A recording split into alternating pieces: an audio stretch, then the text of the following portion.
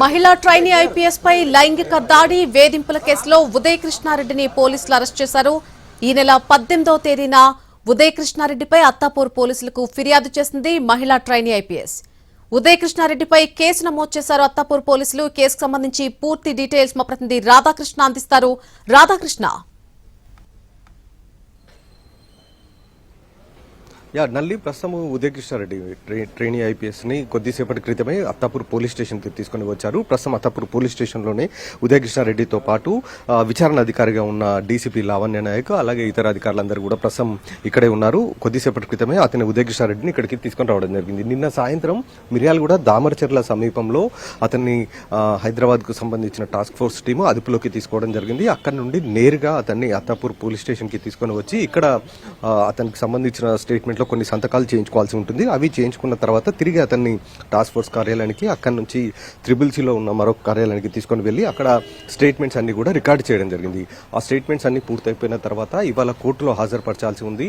దానికి సంబంధించి ప్రస్తుతం అత్తాపూర్ స్టేషన్ కి తీసుకొని వచ్చారు. ఎందుకంటే అత్తాపూర్ స్టేషన్ లోనే కేసు నమోదైంది కాబట్టి ఇక్కడ నుండి పూర్తి స్థాయిలో ఫార్మాలిటీస్ అన్ని కంప్లీట్ చేసిన తర్వాత అత్తాపూర్ ఉప్పర్పల్లి కోర్టులో హాజరుపరచనున్నారు ఉదయ్ కృష్ణారెడ్డిని. ఉదయ్ కృష్ణారెడ్డిని మాత్రం ప్రస్తుతం అరెస్ట్ చేసినట్లుగా వాళ్ళకి సంబంధించిన కుటుంబ సభ్యులకు కూడా అధికారులు చెప్పడం జరిగింది.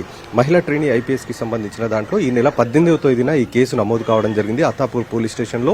కేసు నమోదైన తర్వాత 2 రోజులకి ఎస్ఆర్ నగర్ లో అతను ఆత్మహత్యాయత్నం చేశాడు. ఆ తర్వాత 4 రోజుల పాటు ఒక ప్రైవేట్ ఆసుపత్రిలో చికిత్స తీసుకున్నాడు. ఆ తర్వాత డిశ్చార్జ్ అయిన తర్వాత నుండి కనిపించకుండా పోయాడు.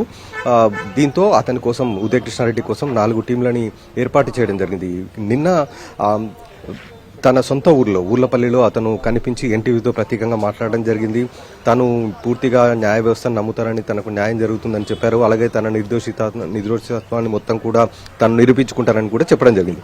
ఆ తర్వాత అతను హైదరాబాద్కు బయలుదేరి వస్తున్న సమయంలో ఒక్కసారిగా అతన్ని మిర్యాలగూడ దామరచెర్ల వద్ద అదుపులోకి తీసుకోవడం జరిగింది. రాత్రి మొత్తం కూడా అతని నుంచి పూర్తి స్థాయిలో వివరాలన్నీ కూడా సేకరించడం జరిగింది. స్టేట్మెంట్ కూడా పూర్తిగా రికార్డ్ చేయడం జరిగింది. మరికొద్దిసేపట్లో అతన్ని ఉప్పర్పల్లి కోర్టులో హాజరుపరచనున్నారు అత్తాపూర్ పోలీసులు.